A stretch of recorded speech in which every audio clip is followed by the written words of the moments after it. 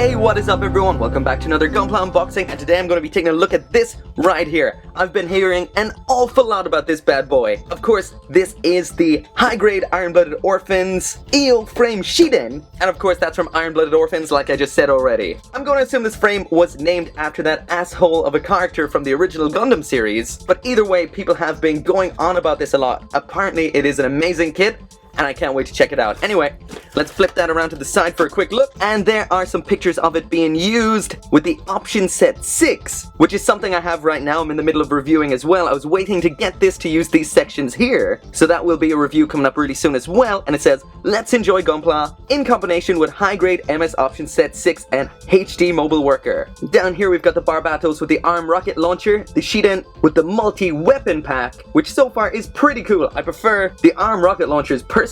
And here we've got the bladed bat, the additional visors for the Shiden, and I will mention these are not in the right color in the option set, they're a dark gray. As you can see down here, it goes for 1,200 yen. This only cost me 960, as you can see in my local store. And there are some pictures of what it will look like once it's out of the box and finished. So let's take a closer look at that. So what it says here is the rifle mounts on the back. There's a rear and front photo, an action photo there. And what it says is, enjoy creating impressive poses by using its whole body structure. Again, the English on these is a little bit awkward, but you get what they're getting at. The gauntlet shield can be attached to the forearm. That looks pretty cool. The telescopic partisan can be mounted on the backpack. A rifle and a riot shield are also included. And lastly, over here, the opening and closing of the head visor can be reproduced by removing and attaching it. I guess that means you've got a bit of a removable part, which you can replace with the open part. And lastly down there then is the vernier on the backpack moves up and down, and the vernier on the chest moves freely because of the ball joint. But anyway, that is enough about the box itself. Let's bust this thing out, get this tape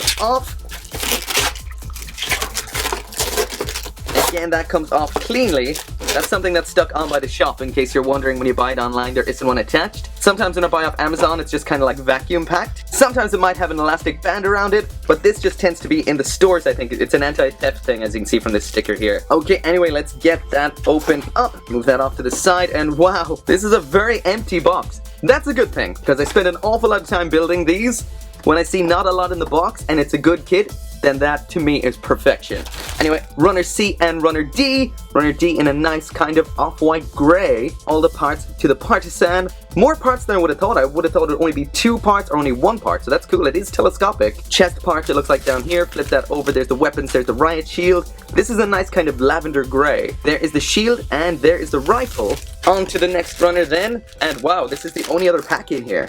There is that nice lavender gray again. This is runner A, and this seems to be the inner frame. That's what it looks like. Between these 2 parts, it doesn't look like it has a full frame. Maybe there is a whole frame to this, but I don't see any legs. That looks like a part of a leg. I guess these are too. Oh yeah, definitely. Yeah, this is probably a full frame. Flip that around, and there is that maroon color. These colors look better than they do on the box. I noticed that as well with the Rebake Full City. The kind of production pictures didn't look as good as the actual plastic did. So that's interesting. There are the polycaps again in lavender gray. And yeah, that maroon is the armor. Move that out of the way, and we've got a survey in here. There is a link to take the questionnaire. If you live in Japan, you can just take that. The prizes will only ship in Japan, I think, and it's in Japanese.